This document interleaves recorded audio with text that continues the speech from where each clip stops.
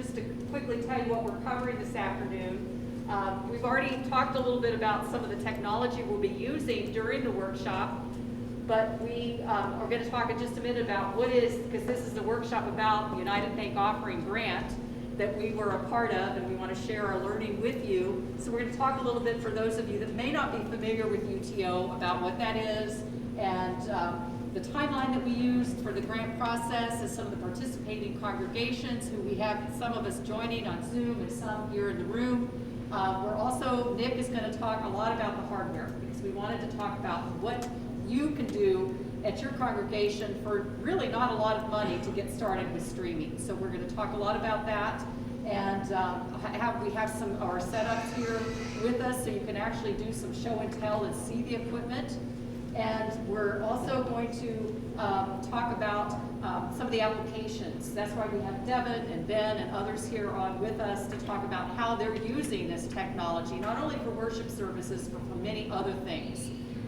We'll also talk a lot about music licensing, because now that we're streaming, we have to license our music. We can't play music and not give credit and pay for that. So Robin's going to spend some time to make sure that you learn what we've learned to stay out of YouTube and Facebook jail. And we're also going to talk about some of the next steps. And then finally, I mentioned this, the reason I want to have you fill out the card that we were handing out is we have a very special bonus. The camera that we're using as part of our grant is called a Mevo Star camera. It's tiny, it's the camera that's right in front of Nick, and we are giving away a camera. So for those of you that filled out those cards and stay till the end of our workshop, must be present to win, or on the Zoom call, you can win a Mevo camera. And we had a wonderful anonymous donor give that to us, a brand new camera. So that's the special bonus for being here. All right, and then as I mentioned, I think we just need to double check that we capture who's on the Zoom call, if there's anyone outside of our group, to fill out a card. Yeah, we're good. We're good, okay. So again, one more time, if you came in the last few minutes and you didn't have a chance, we'll go around with the bag and pick up the cards, but if you did not get the cards, please let Devin or Ben know, so you have a chance to fill that out. We'll do that drawing at the end. Wonderful. Oh, and the reason we're asking some of these questions, just to know who you are, but we also will talk at the very end of this workshop about starting up something that we wanted to do, is a broader digital ministry users group throughout the diocese. So if you're interested in being a part of that group, that's that check mark on the very last box. All right, we already did a little bit of technology. You'll have a chance to use some of this poll everywhere in just a little bit. And UTO, let me get my show and tell here. I don't know about you, but when I think of UTO, I think of the box, the little box, something I remember from a child. And UTO, United Thank Offering, is a ministry of the Episcopal Church, and it is because of the generosity of the United Thank Offering that we receive this grant that we'll talk about. 100% of the money that's received in these little blue boxes or check or other donations are used for grants throughout not only the Episcopal Diocese in the United States, but even throughout the world. So the grant that we were a part of was a special COVID-19 grant. There's one right now for 2022 that's Creation Care. So all that money is used 100%. So if you give to UTO, they're a wonderful, wonderful organization, and they've been very, very supportive and helpful to us.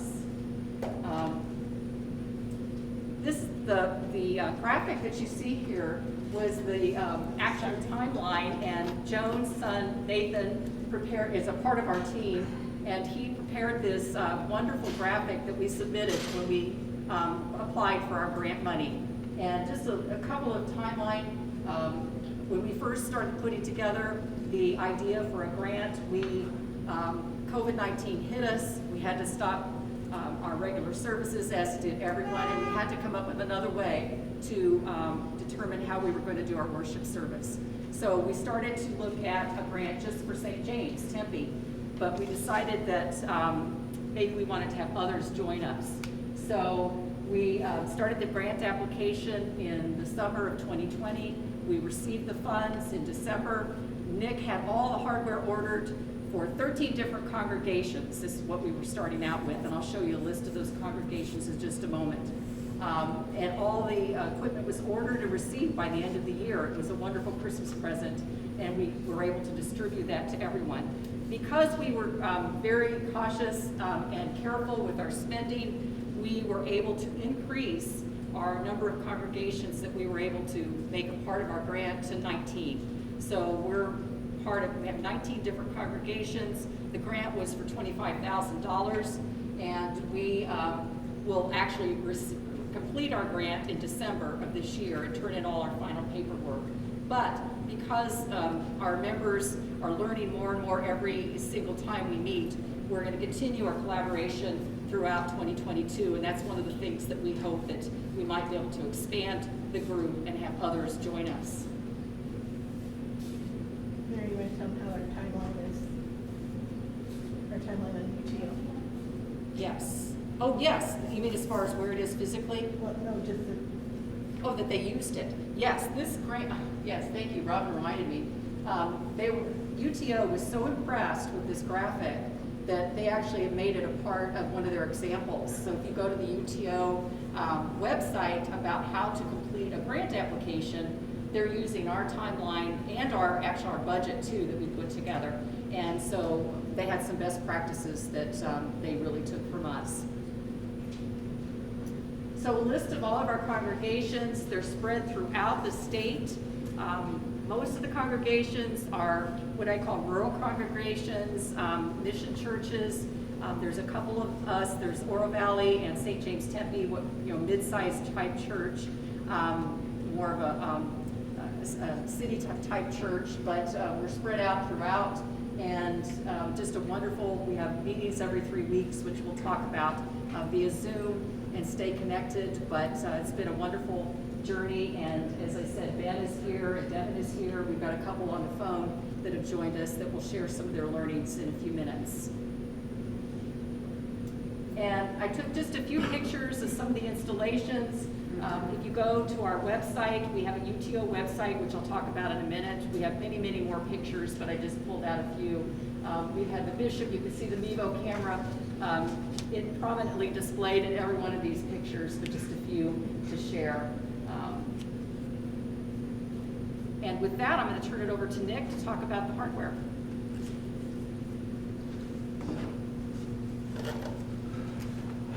Good afternoon. My name is Nick Spence. I'm with St. James Congregation, and I end up doing the tech side of this, which is what I find the most fun. So I'll talk about that side.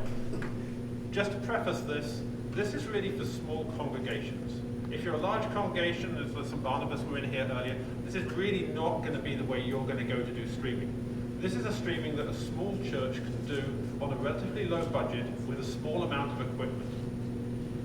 So what we had set up for the UTO grant was to request equipment for the 12 churches we started with and then expanded to allow each of the churches to do streaming in their own congregation. The key part of it was the camera. So this is the Mevo camera that we've been talking about, and it's actually the one that people who are watching on Zoom can see me using at the moment. The first thing you'll notice about this camera is that there's actually no display on it, and we'll talk about why there's no display in a minute. The thing that's valuable about it is it actually is able to not only photograph you and video you, but actually convert that to a live stream. And that live stream that you can then put out straight over a phone or over your Wi-Fi to the internet and then to Facebook or to YouTube. So you don't need to have a computer. You see the fun we're having with 3 PCs trying to stream at the moment. But when you actually get one of these, the advantage is you don't need to set up an advanced video editing session. You don't need to have a PC. It's all controlled through the camera. The other things that you'll need with the camera is it's battery operated, so it is charged. It is a rechargeable device, so that you'll see it running on its own. You may have noticed in one of the installation pictures or some of the installation pictures that Mary showed that it's actually not wired, so we can run it wirelessly. In order to do that, it does need to be charged, so we have a charger and the cable, and you can run it quite happily wirelessly to do your live streaming. But in order, as well as being able to live stream, it actually has two other useful modes.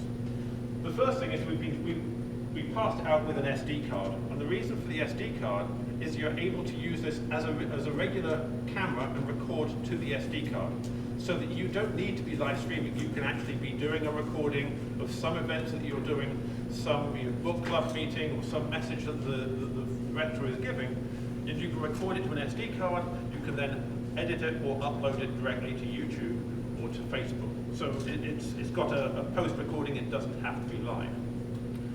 The other capability it has is actually what we're using it today for when we're Zooming, is you can use it as a webcam. So it can plug into a PC, it looks just like a regular webcam to your PC, and if you're doing Zoom calls, you can actually use it as the camera for the PC, which is exactly what we're doing today. So it's performing the function of a webcam, but it's got some extra capabilities, because it is actually able to pan around the picture. And actually, you see me holding this tablet, and the people online on Zoom are seeing the benefit. You're not. But it's actually through the tablet, I'm able to zoom and pan around the picture. I'm actually running it manually at the moment. It does have a mode that Devon can tell you about later, where you can actually set it to follow you automatically. So you can set face following, and as you move around, the camera will actually follow you and zoom in on you at the same time. So it's not something you need to be manually driving the whole time, but you do have the option to move it around as you wish, or you can have somebody else in the congregation do that. So there are three things, the three modes that we like to use the camera: live streaming, recording, and also as a webcam. Okay, so for the next slide, please. So you will need a stand. There are two different ways you might want to go for this. The way we've gone, and you'll see it here if you're in person, is we have used a heavy round stand, which is the top left stand, and then an adapter. And that allows us to just put it onto a regular microphone stand. The reason we chose a small, round, compact base is that when we put it in the center of the aisle, people don't trip over it. So it's a very small footprint and still able to be stable. Unfortunately, the downside is it's heavy. So if you want something that's more of a mobile installation, then you probably want to go to a tripod, and it's available under the tripod microphone stand as well. So you can go whichever way you want to do. For us, we have a fairly fixed installation, so we went for the heavy round stand with a small footprint. Okay. I mentioned earlier that you don't have a screen. The reason it doesn't have a screen is you control it with a phone or an iPad. So there is an application that's available on both iOS and also on Android. And with that application, you can zoom around, you can control what the camera is focusing on. You can zoom in, you can zoom out, and you can pan around. You've also got settings where you can adjust the light level, the background light, through that app, you're able to control it. Now this can be, if you're a whiz with this, like Devon is, Devon can go up and does his service, and he can actually use his app live to control the phone. Some of us who aren't quite as fancy as skilled as that, you can have somebody else in the congregation. Anybody else, as you see, this is running wirelessly, so anybody else in this room I could give the tablet to, and they can control what the phone is working on. So it's a great way to bring in somebody in the congregation to involve them, and that they can actually control the camera as it's running. Yes?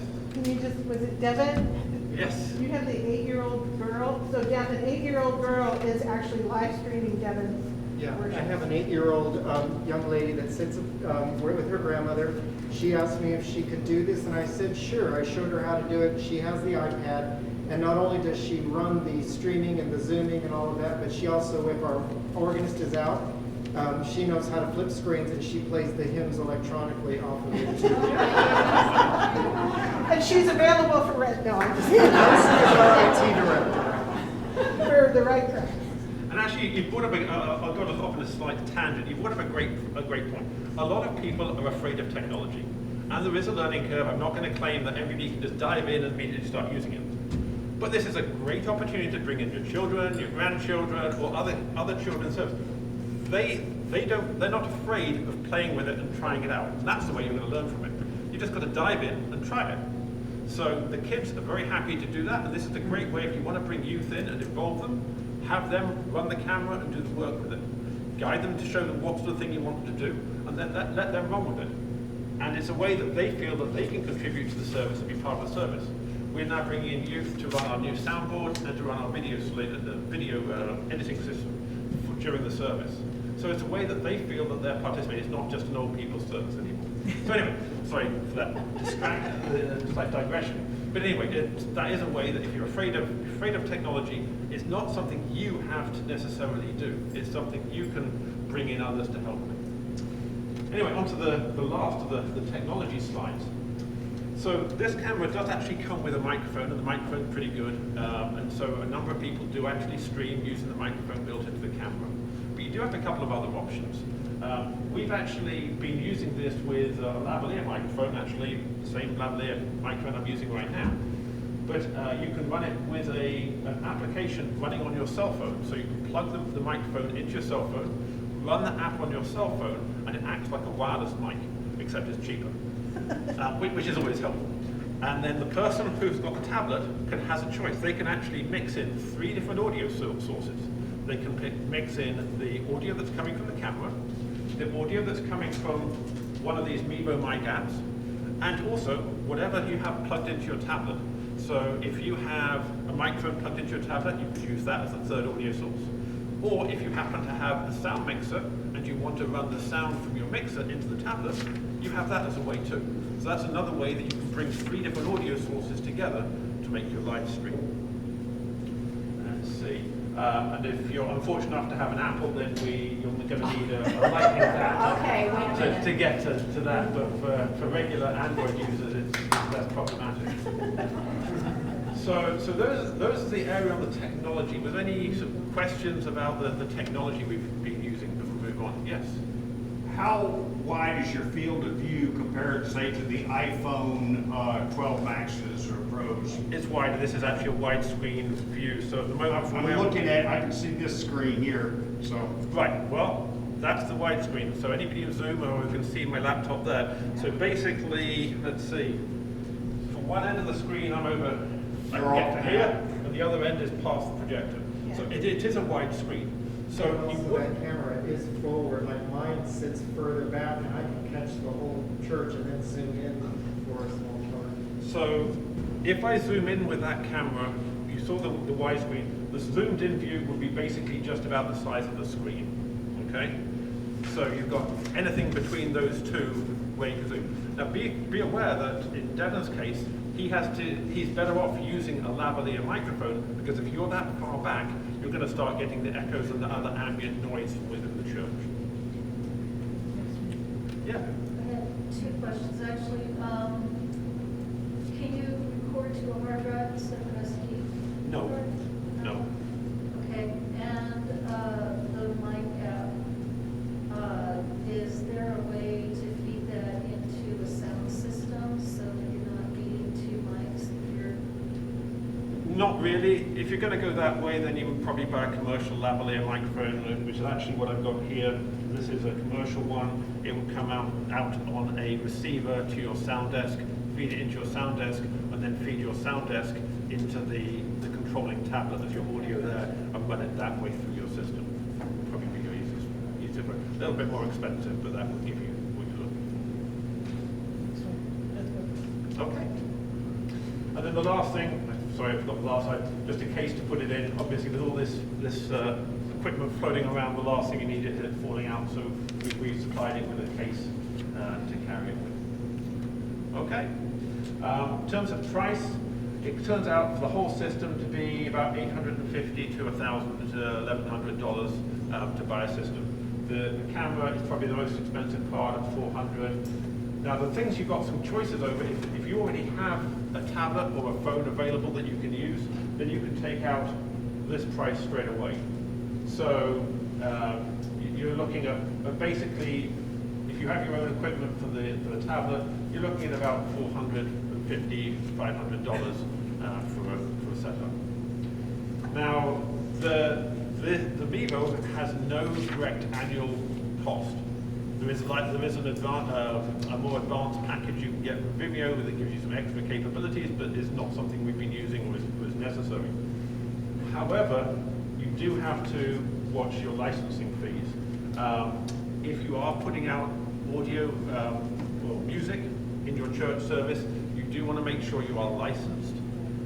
If you are playing music and you don't have a license, YouTube or Facebook has been cutting off churches that have been streaming, particularly with a background music that was not licensed to them. So you do want to think about the licensing side. If you can license the music, you do have solutions like not including music with your service or muting the microphone during the musical parts. They're not necessarily recommended, but that is a way that you can avoid needing to use a license. Okay. In terms of what you will need, the camera is fairly much self-contained, but it does have to have a connection to the internet. You've got two different ways you can do that. Normally we would run it with our local church Wi-Fi. We run it on the Wi-Fi such that the controlling tablet or phone and the camera are all on the same local Wi-Fi within the church building. You do have the other option that if you have a phone, you can always run a hotspot on your phone, connect to the internet through the hotspot on your phone, and the camera will actually run that way as well. So that would be an area where if you don't have Wi-Fi available to you, that would be an alternate solution. Ideally, you need about 5 megabits per second of upstream bandwidth. If you're not sure what that is, come and ask me later. But the way you can check it is there's a website called fast.com. If you go there, the first thing it's going to show you is your download speed, and then you have to click the button that says show me my upload speed. So upload speed is getting the data from the camera to the internet, not getting the data from the internet to your camera. So that's why you need the upload speed. Okay. We do have equipment. We made a major upgrade to our networking and to our AV equipment this year, and so there is a table just outside with spare equipment which was pulled from our existing system. And if any of it is any use to you, we would be delighted if you would help yourself. So that's a freebie that's available with our used equipment. How are we doing? Nice job. Thank you.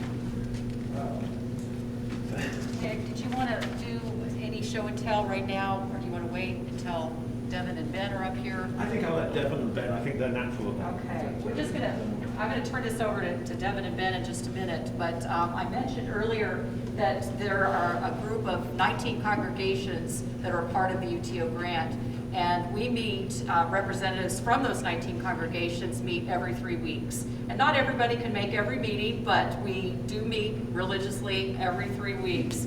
And we've even asked the group, do you want to quit meeting? And we're getting close to a year now, because we started meeting in January and said, no, we want to continue to meet every 3 weeks. So we do. And what we do is we share what's working, what's not working, what they need help on. We share tidbits, just lots of fun things. So it's a wonderful, wonderful group. And I have to admit, that is my favorite part of this whole grant, is the collaboration amongst all the different groups, because we truly care about not only each other, but we want to share what we've learned with everyone else, and that's the reason for this workshop.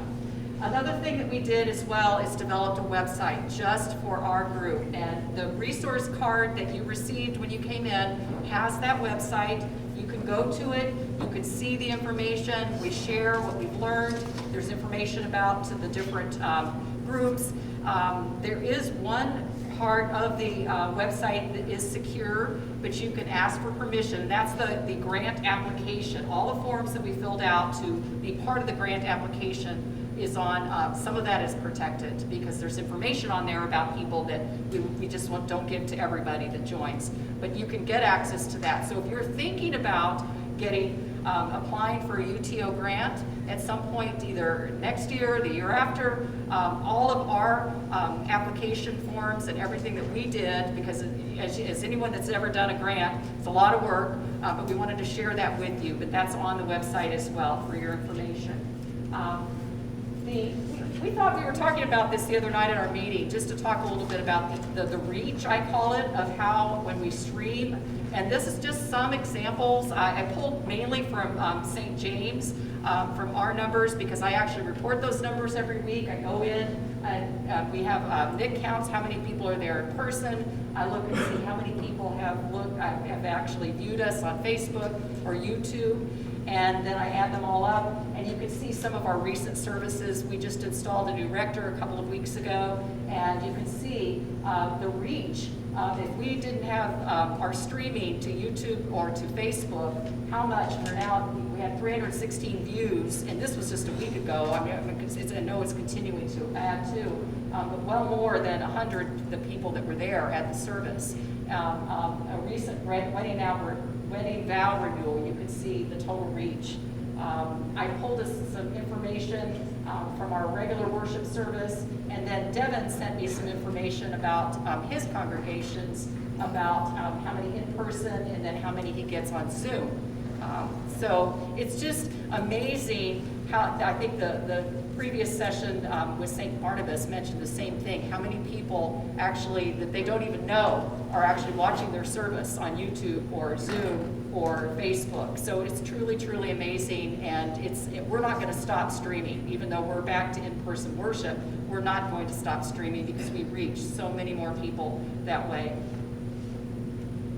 And then some other things, I'm going to let Ben and Devin talk more about this in just a minute, but I'll just show you a few pictures that I pulled recently of some other things besides our regular worship services. We had a wedding vow renewal, we had a wedding, Devin does, I don't know if to call it a blog or what you could talk more about it, Devin's installation, so there are many, many other things that we use our Mevo Star camera for besides just our regular worship service. So with that, I'm going to let Devin, and do you need my microphone for Ben? No? I'm going to let these two talk a little bit about some of the things that they've used besides the Mevo Star camera for, if you wouldn't mind, guys. And then talk about that Gabrielle, the help too that she's been giving you. Oh, she's done that once. To tag on to what the previous screen, in Trinity, we'll get maybe 20 to 25 people in a Sunday service in person. But we use Facebook because everybody knows it, and I'm too lazy to look for other technologies. And we'll get between 78 and 140 people watching on Facebook. And it's not just in Arizona, it's not just in Kingman. We get people, because I have family in Indiana, we get people in Indiana, we get people all over the country that one person shares it, and somebody else watches it, and Facebook counts that as a watch. And so you can reach people all over the country. There's people traveling to Las Vegas, so they have to go through Kingman. Hey, we saw your thing on Facebook. Where are you located? We want to come and be there in person. So the outreach possibilities with a camera like this are really phenomenal. You don't think about it on a Sunday morning, which is good. Because you're used to standing in front of 25 or 30 people and you're kind of in your comfort zone, but you're reaching upwards of 150 other people without going out. You don't have to go out, you don't have to knock on doors, you don't have to beat people upside the head with a prayer book, which is fun, but you go to jail and then you get a record. And again, the system is really so easy to use that, I have a 13-year-old daughter who just doesn't care about, who has a 13-year-old kid, who's never had a 13-year-old kid?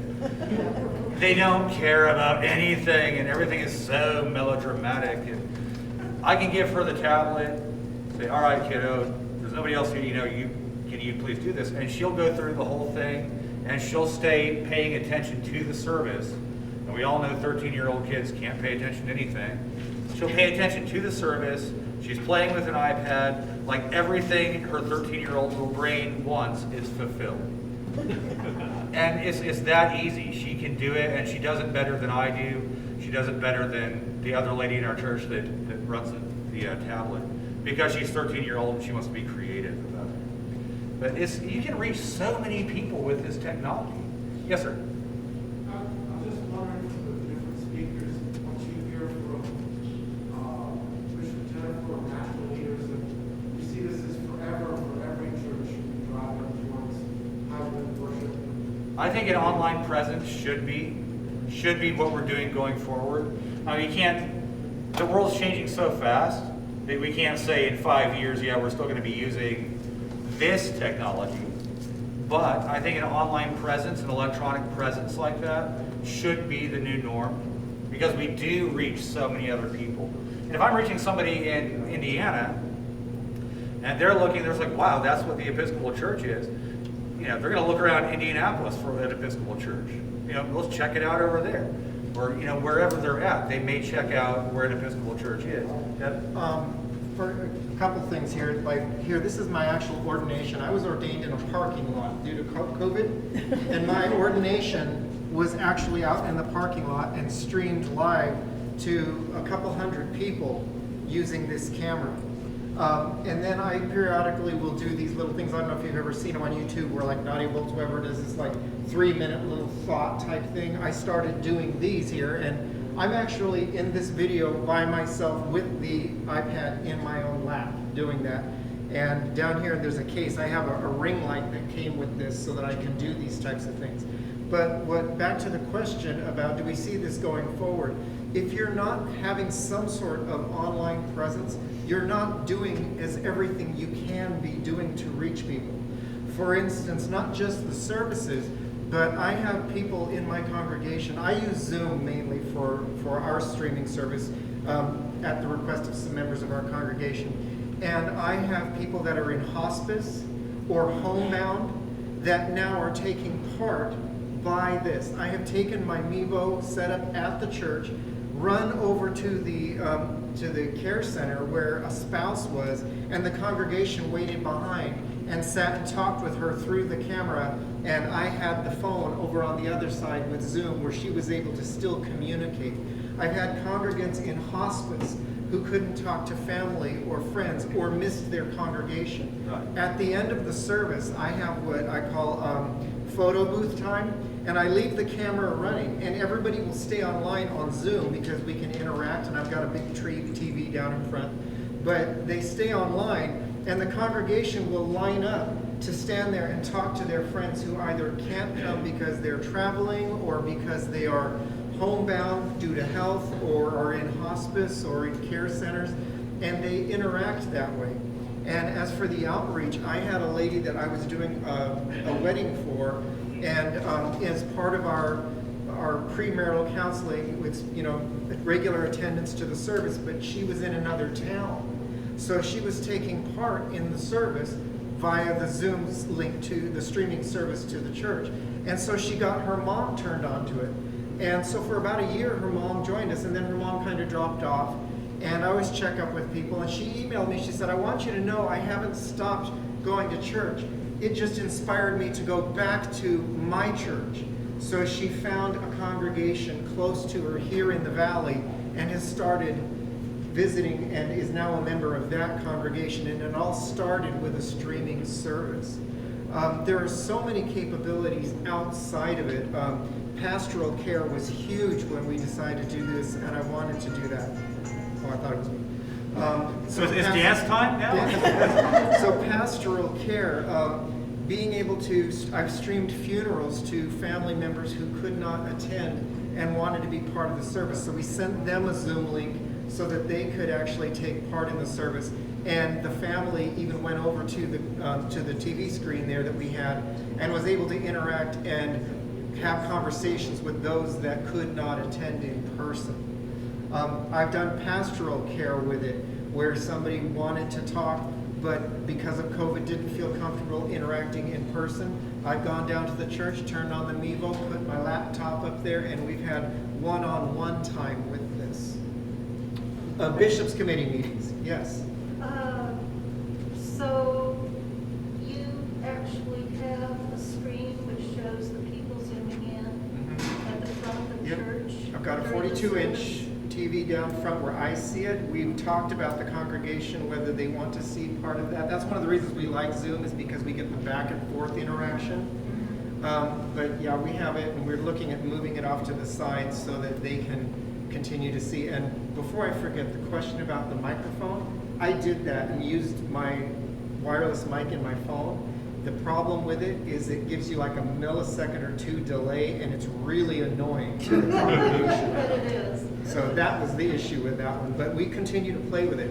And like I And said, if you're on Facebook, if you're not using Zoom and you're on Facebook, everybody in the church has a smartphone. And so you're streaming to your church's Facebook site, So if they just turn down their volume on their phone, they can go to the church's Facebook site as you're streaming and interact and talk to people that they haven't seen. We have a few congregants who just won't leave their house because of health issues and stuff like that. They don't want to risk COVID. So they can actually sit and interact on their smartphone, which is probably better than the homily. So they interact with them, and that's how you build that community, even though we're not in the same room.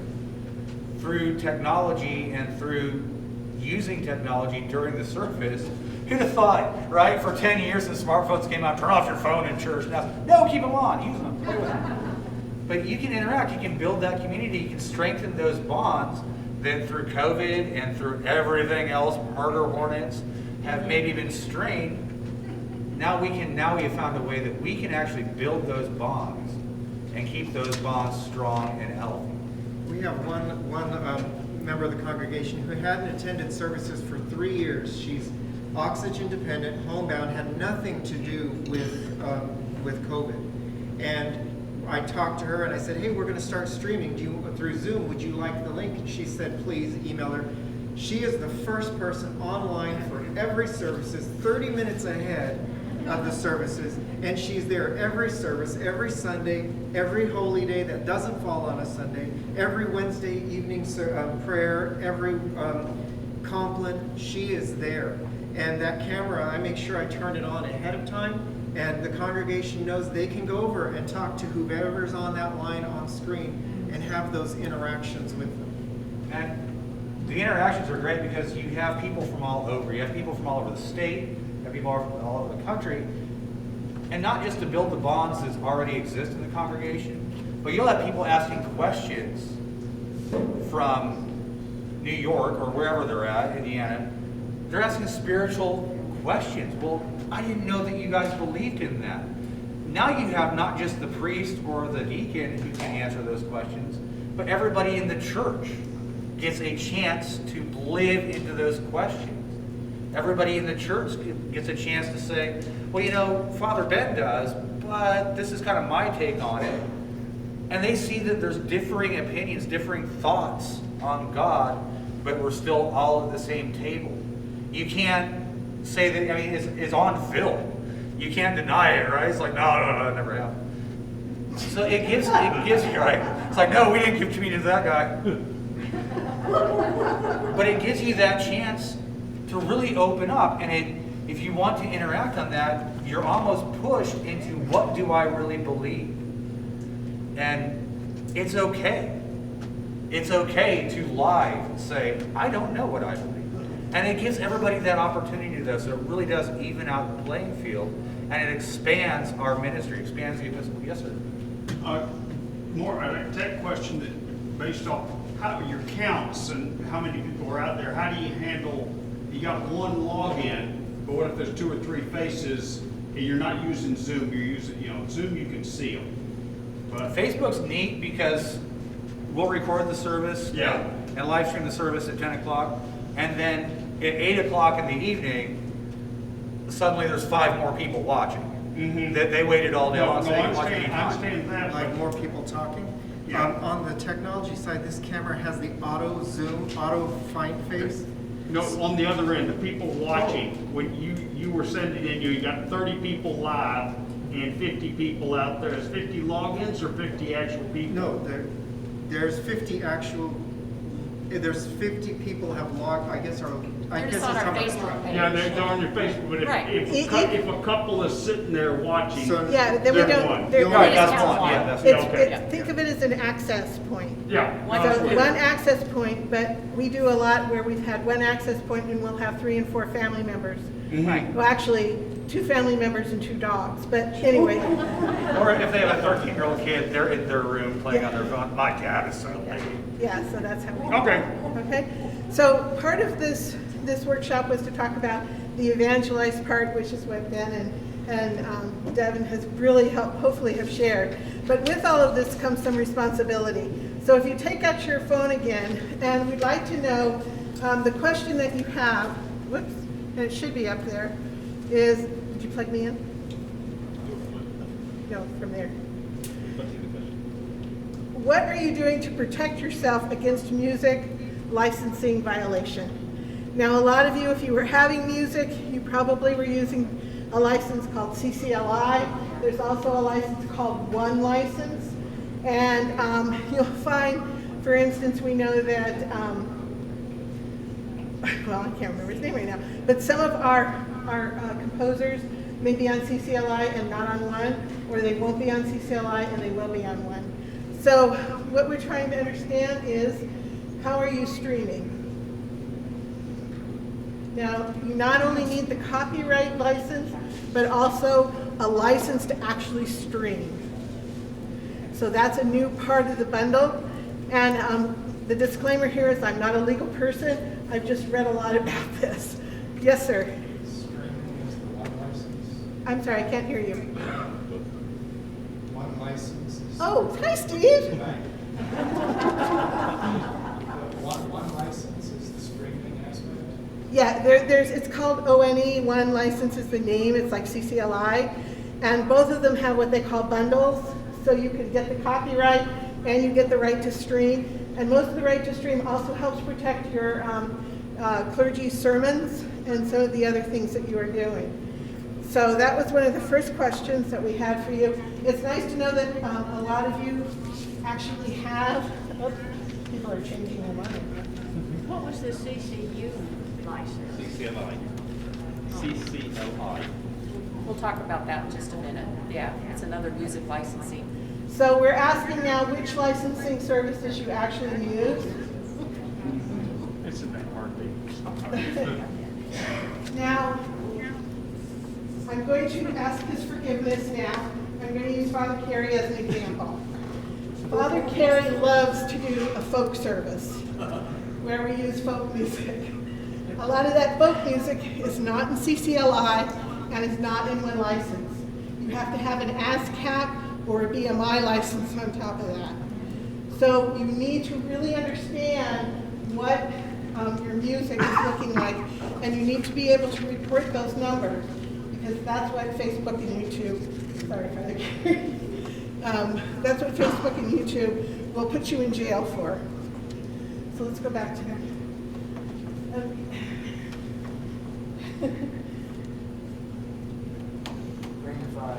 Okay, so the next one, next slide, please. So there is another option which Devin mentioned, and that's called smallchurchmusic.com. .org, sorry. Smallchurchmusic, all one word, .org. Some of that music is in public domain. You can use that without issues. But one of the things we wanted to share with you is that we've gone to having a legal blurb, which we actually went to our diocesan chancellor to make sure we got the right words. It's .com, sorry, I just checked. It is .com, smallchurchmusic.com. And then we also make sure we put the license numbers. So what you're seeing up there, I hope, That one? yep, is what we call our music credit reel that we put on at the end of our streaming service. It's got, I don't know if we can make it bigger, but it's got the verbiage to use at the bottom, and it also includes the numbers, whether it's CCLI or One. Now, some music may be in public domain. The issue you may have is that the actual arrangement may be more contemporary. So then that puts it back into having to be copyrighted. So we've been trying to get more clarification on this. And again, if we're able to build that diocesan-wide digital ministry group, hopefully this is one area we could get more definitive information on.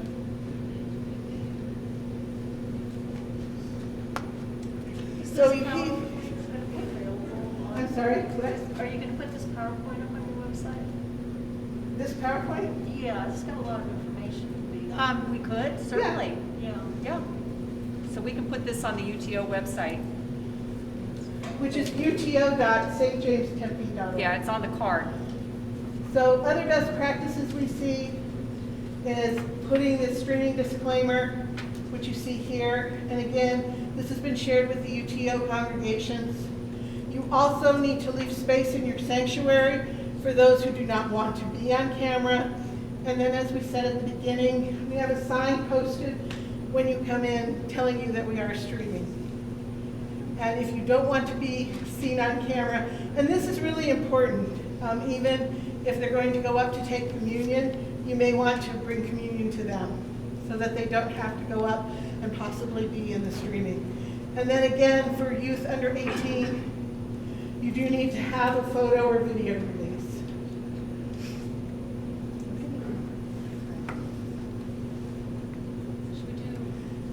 This last one, our evaluation we're asking you here is, have you ever been in Facebook or YouTube jail?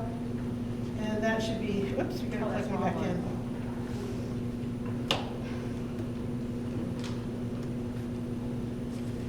And this is no, yes on occasion. Don't know. Don't use it. Don't know, don't use it, unsure. Some of our congregations did have issues. And again, that disclaimer we put on our Facebook site and on our YouTube site. And then the one about that we're streaming, we include that in our print publications as well, so everyone knows. Okay, so I put this in. All right.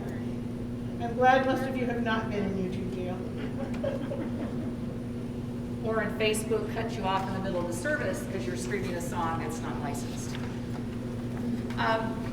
We know that the workshop says that it's going till 3:45, but we also know that Bishop Curry is at 4 o'clock, and some of you may want to get to the sanctuary to pick your seat.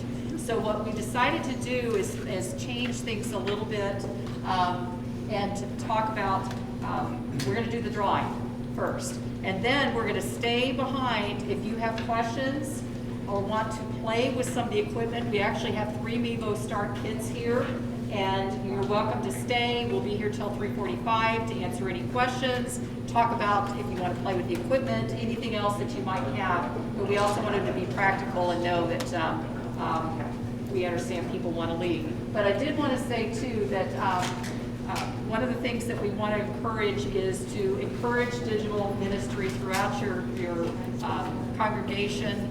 And if you're interested in being a part of that users group that you had to check, we'll be in touch with you after this workshop to see about how we do that. It would be via Zoom.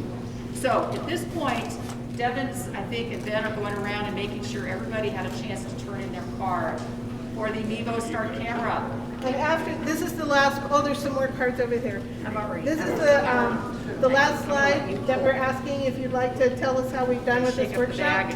If you can choose A, B, or C, and then when you're done, if you just type leave in the message and hit enter, it'll say you have now left Robin's. We've got another one over here, Devin. Just one, there you go. We had really wanted to go interactive with small groups and all that good stuff, but Did we get everybody? Is everybody down there turned in on this side? yep, we got all the cards. And please support United Thank Offering.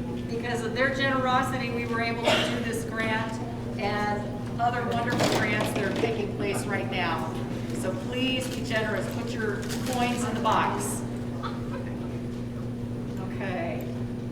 Or you can do it on their website. On their website, yes. They're wonderful. Debbie, would you shake? And then we'll let Jake draw. All right, we'll let Ben and Deb draw. We'll let them draw? Okay. So shake, shake, shake. Everybody got their card in here? So excited. Okay, And Ben. then we'll let you guys, and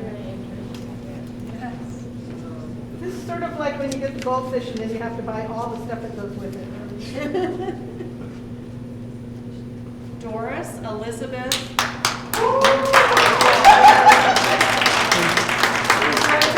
Congratulations. This is for your congregation. We hope you'll. Which congregation, Doris? St. Andrews, Tucson.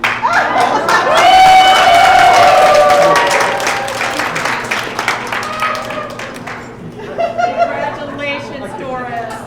And please, we're done look at the equipment, ask questions, and enjoy your streaming journey.